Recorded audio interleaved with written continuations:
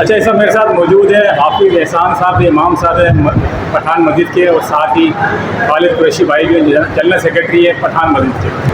نحمده ونصلي على رسوله الكريم اما بعد فاعوذ باللہ من الشیطان الرجیم بسم اللہ الرحمن الرحیم۔ الحمدللہ گزشتہ کئی سال سے خالد بھائی کی سرپرستی کے اندر پٹھان مسجد غوثیہ میں اجتماعی اعتکاف ہو رہا ہے۔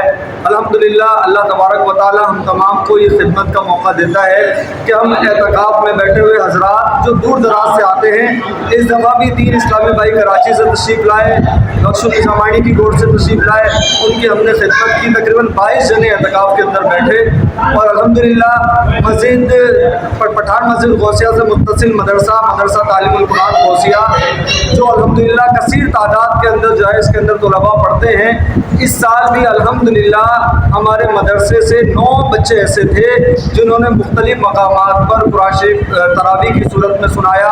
عثمانیہ مسجد کے اندر، رحمانیہ مسجد کے اندر، احمد بوڑو کے اندر، پھر جناب منڈی کے پاس صدیق اکبر مسجد ہے، پھر شیخ لیاقت صاحب کے گھر پہ ماسٹر اسکول کے اندر، اور ایک بچے نے جھول کے اندر سنایا۔